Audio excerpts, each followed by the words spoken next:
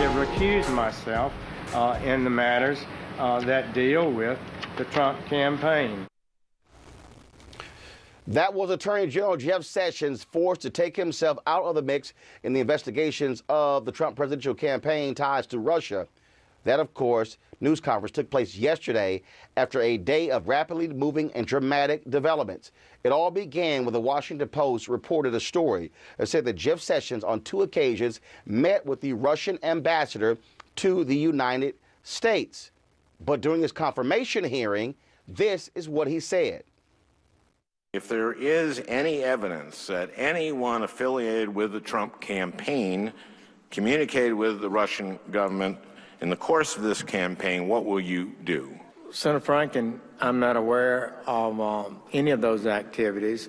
I have been called a surrogate at a time or two in that campaign, and I did not have communications with the Russians, and I'm unable to comment on it. But Wednesday night, of course, the Post dropped their bombshell report that said he did indeed meet with Russian Ambassador Sergei Kislyak twice during the height of the Russian cyber hacking scandal. Yesterday, Sessions insisted that he was truthful in the confirmation hearings. Let me be clear. I never had meetings with Russian operatives or Russian intermediaries about the Trump campaign. And the idea that I was part of a, quote, continuing exchange of information during the campaign between Trump surrogates and intermediaries for the Russian government is totally false. No. Now, earlier yesterday, before Sessions' news conference, President Donald Trump expressed muted support for his Attorney General. Mr. President, do you still have confidence in the Attorney General, sir? Total. Mr. President, should Sessions recuse himself from investigations of the year campaign in Russia? I don't think so at all. When did you first learn that Sessions spoke to the Russian ambassador? Did you know during the campaign? I don't think he should do that at all. When were you aware that he spoke to the Russian ambassador? I wasn't aware at all. Mr. President, do you think he should have spoken truthfully about whether he had spoken to the ambassador? I think he probably did. Now, again, earlier in the day, the White House said he should not recuse himself, but later he did. A number of Democrats, 135 members of Congress, have already signed, have already called for Sessions to resign. Yet several Republican lawmakers said Sessions should recuse himself. Again, Democrats went a lot further. That the Attorney General, the top cop in our country, lied under oath to the American people is grounds for him to resign. For the good of the country, Attorney General Sessions should resign. Joining us from our Washington studio, Glenn Ivey, former federal prosecutor and a partner at Leftwich LLC. Joining us via phone from Philadelphia is Malcolm Nance, a counter-terrorism intelligence advisor and author of the book, The Plot to Hack America, How Putin's Cyber Spies and WikiLeaks Tried to Steal the 2016 Election. Glenn, I want to start with you. Yesterday, Sessions said that he was scheduled to meet with the Ethics Council there in the Department of Justice. It happened to be on the same day. Quite a coincidence. Explain to folks the Department of Justice rules when it comes to an official recusing themselves from any type of investigation. Well, officials are supposed to recuse themselves anytime you could even have the appearance of a conflict or impropriety. So he passed that line quite a while ago. He certainly has to recuse here, not only because of the appearance issue, but because the investigation now could include him as a witness or potentially as a target. So he definitely, recusal was the basic step. The real issue now is whether they need to go to the special prosecutor or not. And what are your thoughts about that? Because clearly it's a little hard to say that Sessions' Deputy Attorney General will handle any decisions regarding this when he'll be ruling on his boss. Not only that, I mean, you had a few weeks ago, President Trump fired Sally Yates, who was the Deputy Attorney General at the time. So the issue of whether the White House would intervene or get involved, I think it's pretty clear that there's a problem with that already. So in addition to the direct line of reporting, I think you definitely have a need to have someone outside of the direct line of reporting to Sessions take a look at this who has insulated from any political pressure. Just your assessment, again, as to how he answered the questions. Of course, Senator Patrick Leahy asked him the question, did he know of any discussions with Russian officials before or after the election? He tersely replied in a written statement, no. But you have that question by Senator Al Franken. Does he have wiggle room? Is he sort of being Clintonian? The definition of is. Your thoughts? Yeah, I think there's not much wiggle room here. I think he had several opportunities, as you mentioned, the written statement that he wrote out in preparation for the confirmation hearings. The statement at the hearing, he clearly said, I did not have contacts with Russians. But even then, there were other people in the room. He had a meeting with the ambassador in September, so it was just a few months before the confirmation hearing, so he should have remembered. And even if he had forgotten, he had aides there in the room, too, who should have let him know. Even after he testified, you know what? Just to be clear, the answer was a little misleading. Maybe you should go back and clarify that in writing with the committee. He didn't do any of those things, so I think he's got some problems here. Malcolm Nance, I want to go to you. It seems that every time there's an issue with this Trump administration, Russia is always the tie-in. Yeah, Roland, this is really becoming fascinating. Before it was just, interesting. I think we are going to a very unhappy place with all of these connections. You have to ask yourself the fundamental question, why? Why at every turn is the Russian Federation tied in with virtually every member of the Trump administration? It would be easier for Trump right now to give us a list of people who were not in contact with the Russians. And so, to tell you the truth, it's going to come down to one of two things, because this investigation is not going away. I think we're at the tip of the iceberg. It's going to come down to either some of these people were involved in the hacking of the Democratic National Committee and were working in collusion with Russian intelligence, and that would be a relatively generous one, or more likely, this involves an enormous amount of money in the oil and gas industry in Russia, and Sessions was happily meeting with Kislyak and making contacts with people and willing to cover it up because the money stake is just so big. And that, I would rather prefer that than to believe that we have people that are working as Russian intelligence agents. And what keeps happening is Donald Trump repeatedly said during the campaign that he didn't know Putin, didn't have any involvement in any business dealings in Russia. Yet his own son is on the record saying millions have been pouring into the Trump administration from Russia. You have, of course, the White House revealing just yesterday, after Sessions recused himself, that Mike Flynn, as well as Jared Kushner, met with Russian officials as well. Now we have a report saying that Jeff Sessions used campaign funds in order to finance the trip of the Russian ambassador to the Republican National Convention, and where he also talked up Trump. I mean, my goodness. People say, well, there's smoke, there's fire. There's a fire building here. You're absolutely right. And don't forget, smoke's the thing that kills you, right? I mean, it's not like you're going to burn up right away. This thing is generating an enormous quantity of heat because they keep piling on themselves. You know, what's the old saying? The cover-up is the crime. And with regards to Sessions himself, he could have just said right at the beginning, on occasion, I meet people. But he didn't. He went before Congress and he lied. And then he gave in writing to Pat Leahy and he lied. And now he did, the funny thing is, he did exactly what Michael Flynn did, except that now Trump is okay with it because he didn't lie to Mike Pence, the vice president. But he had no problem with him lying to the American public via the Senate. And so all of this at some point is going to have to be clarified. There needs to be an investigation. We need to know, is this money or is this espionage? One or the other.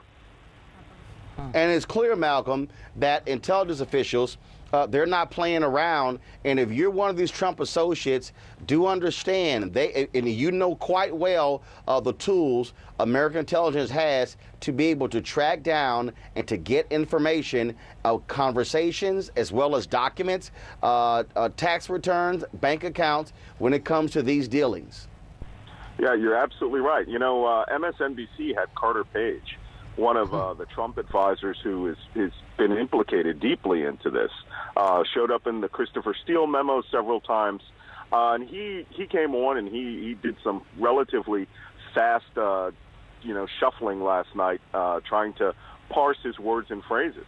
And as I said on that program, the U.S. intelligence community will not treat you like a lawyer. We don't care whether you're going to be able to, make mealy-mouthed statements. We will take your life apart. If this thing goes to where they believe it is not just oil money and that these people were assets of a foreign intelligence service and were actually complicit in the hacking of the American electoral process, that system is already being brought down on him. A FISA warrant essentially that allows us to treat you like, well, first off, that you are guilty and before proven innocent. And we will use every asset of U.S. power and all of the power of our allied intelligence agencies to find out that information. So I don't know why they lie. They must know that this is what's going to happen to them. But I believe they just operate with arrogance. All right. Malcolm Nance, we appreciate it. Thank you so very much. Glenn Ivey, we appreciate it as well. Let's go to our panel there in D.C. We have Barbara Arnwine. She's the founding president of the Transformative Justice Coalition. Jamira Burley, a human rights activist. Bishop Harry Jackson Jr., senior pastor for the Hope Christian Church. We also have, of course, Pastor Shannon Wright, third vice chair of the Maryland Republican Party. Shannon, I'll start with you. I'll go to you, Pastor Jackson, as well. Every time Trump, every time his administration, Russia's at the center, at some point, he's going to have to reveal these tax returns, reveal how much money he owes to what companies, because this is a continuing problem for multiple players in the administration, Shannon. You know, I've often said that what's good for one side should be good for the other. If we're going to have a system, it should work for everyone. And to me, yeah, there is a big difference between whether this was money or espionage. I would certainly hope that, money is the root of all evil. I'd rather think it was in that direction than another direction. But let's be fair here. There isn't a uniform consensus even as to whether he should recuse himself or not.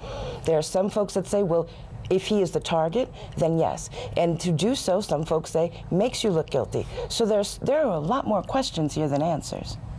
But that's not the standard, as Glenn said, when it comes to recusal. If there is any appearance, you are to recuse yourself. Bishop Jackson, this comes down to trust. This comes down to, again, we keep hearing multiple things. At the end of the day, the fact that Donald Trump refused to release his taxes, refused to release to the American people the debts that he owes, this is why the questions keep coming up. We simply don't know. Well, the greater narrative to me is that there is an attempt to delegitimize Trump no matter what, from the Democrat side and from the Republican side. He doesn't really understand the inside politics game. So we've got a lot of issues, and I think Trump is the ultimate target of many of the naysayers and the Russian narrative.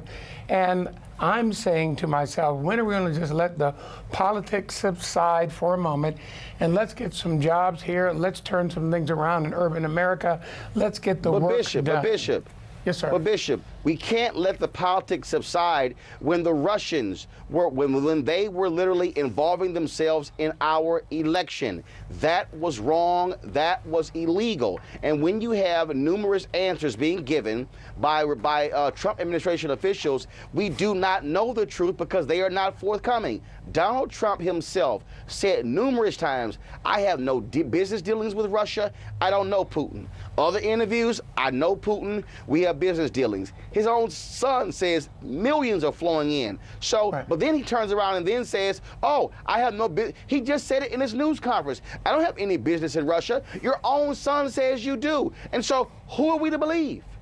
Well, I can't really speak for the president. I'm simply saying as a citizen, not a learned attorney, we're in a situation where I feel like, can we get on with doing some day-to-day things? There need to be some investigations. We all need to know the truth. But I think we're back to the place that folks were with Obama, when in a sense, just because he's black, you diss him. So we got a billionaire, former bad boy, who is in the White House. We get that. Can we go on and help the people and the most needy in our culture? Okay, Barbara, you're an attorney. We keep saying go on, but we can't go on when you have folks who lie or who don't fully tell the truth. Jeff Sessions was asked during his confirmation hearings about contacts with Russians. He says no. Now we know that there were actually 2 of those meetings. And so if you tell the truth, we can move on. But if folks don't tell the truth, and then again, we had numerous Benghazi investigations, and now all of a sudden you have an increasing number of Republicans who are saying you might need a special prosecutor, you might need an investigation. Well, the bottom line is that this attorney general has a lot of power. And he was confirmed on the basis of his testimony before the Senate Judiciary Committee. He cannot run around and say that his testimony is suddenly, he has this great recollection about talking about church buses and all these other things with the Russian ambassador, but he couldn't remember it at the time that he was testifying to the Senate Judiciary Committee. What would that have done if the truth had come out at that moment about his confirmation? What has he been doing in the last week?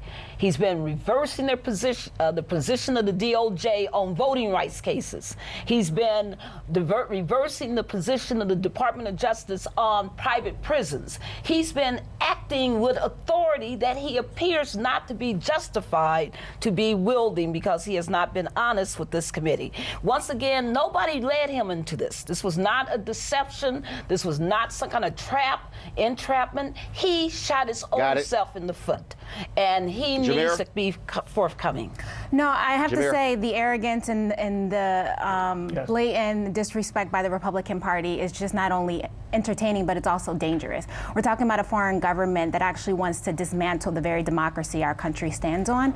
And so I think to say that we need to handle the business as usual, to worry about jobs and the economics when we have a country who's very much want to destroy everything American stands for, I think that if this one incident regarding the Attorney General was in a silo, that would be one thing. But this is constantly members of the Trump administration, members of the Trump campaign having relationships or engagements with the Russian government. And so I think there needs to not only be an investigation, but we need to hold the top cop to the same standards in which he has to implement across the country.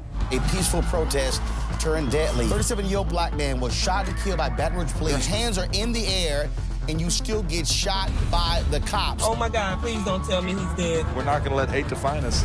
Race is a big part of this. If truly all lives matter, then all lives need to matter equally. What we require is action. What we require is accountability. We understand that black lives do matter, and we will keep focused on this issue. NewsOne Now, every weekday morning at 7 on TV1.